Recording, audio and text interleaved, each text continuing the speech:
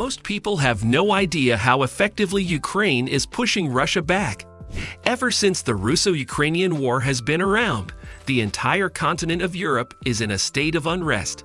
Be it huge military meetings out of nowhere, to sudden invasion of the Russian troops into the Ukrainian land, these two subcontinents can't keep it on the low when it comes to their political relationship. Over the past couple of months, Russia has deployed over 10% of their military power to the Ukrainian border to keep their enemies at check. But due to a lot of activities going on around at the same time, it is difficult for the people to keep a track of everything happening around there. Were you aware of the fact that Ukraine is equally and effectively pushing back the Russian troop, which is considered as one of the strongest in the whole world? Stick with us till the end to know every detail about the new age Russo-Ukrainian War and how Ukraine is able to check for its own safety. Before the video starts, don't forget to subscribe to our channel and hit the bell icon to never miss an update.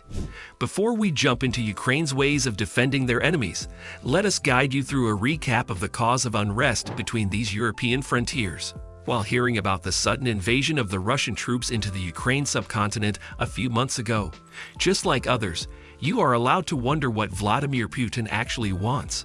Well, in his own words, Putin had stated several times, ever since the Russia-Ukrainian unrest has been going on, which is since February 2014, that the Russian subcontinent, under his leadership, is at utmost in threat.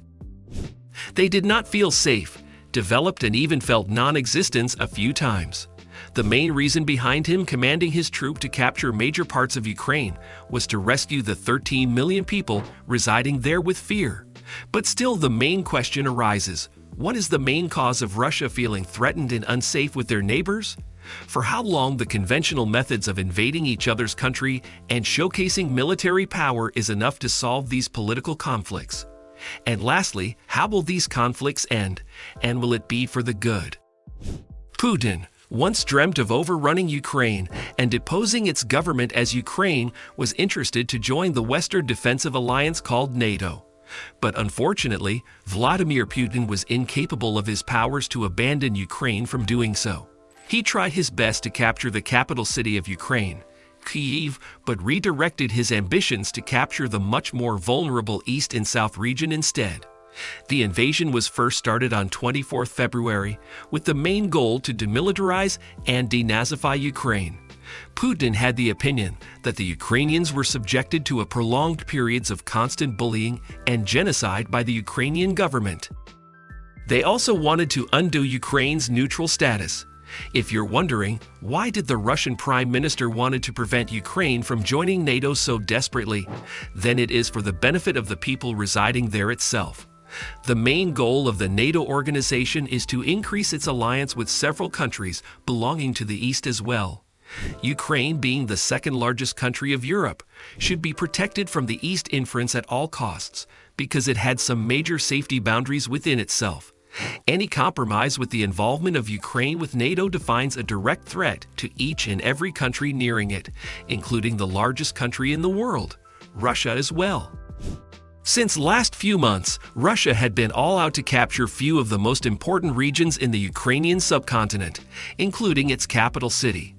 The Russian-Ukrainian war seemed one-sided initially, but people wait, there's more to it.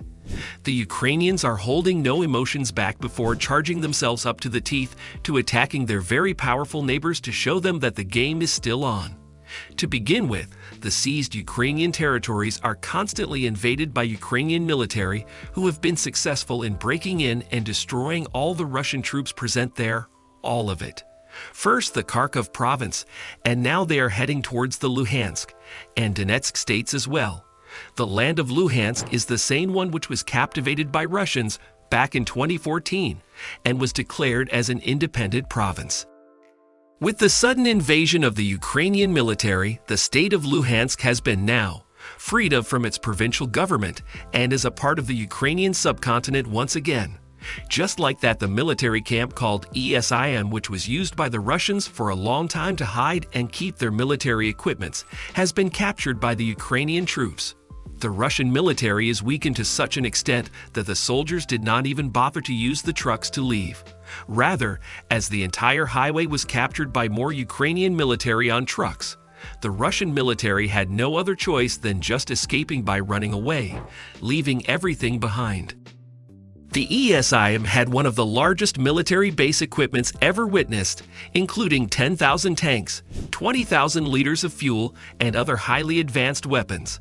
It has now all been captured by the Ukrainian military, thus turning out to be the largest transfer of military equipment ever witnessed after the Second World War. In last week's interview, Vladimir Putin was brave enough to announce that the Russian military is in a very weak position right now, as they believe the Ukrainian military is getting their backup from NATO, who is constantly providing them weapons and other equipment to sustain this war. The famous geopolitical strategist and the author of The Absent Superpower and many other politically acclaimed books, Peter Zeihan has finally made his statements against Russia and has shed light on the importance of caring about Ukraine right now. He said that Russia, having one of the strongest military in the whole world, has an indefensible border. But Ukraine, on the other hand, seemed to do pretty well for themselves, as if this war had taken place in the 2000s. Then probably the Ukraine military wouldn't have even come to the play. Peter Zeihan also stated that Russia has been wronged for so many times in the past, but this time its omnipresent invasions, threats, and the firings does not make him sympathetic towards the former leader of the Soviet Union even a bit. Peter Zeihan even tweeted that more than Ukraine, Russia should focus towards the heavily involvement of Austria with NATO, as Austria is all now almost a part of NATO more than it is a part of Europe. Jokingly, in another tweet, Zeihan tagged Russia as the abusive boyfriend of Ukraine, who does not want its sub-nation to be a part of any other military important organization than itself.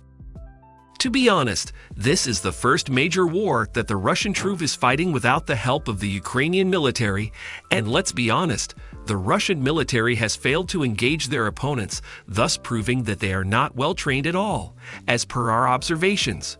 Well, as the days proceed, more and more sudden invasions have been taking place in these European enemies' land. Do let us know in the comment section below, what do you think of this sudden move by Ukraine, and how should Russia tackle the situation, as they have not retreated yet? Also, don't forget to give this video a huge thumbs up.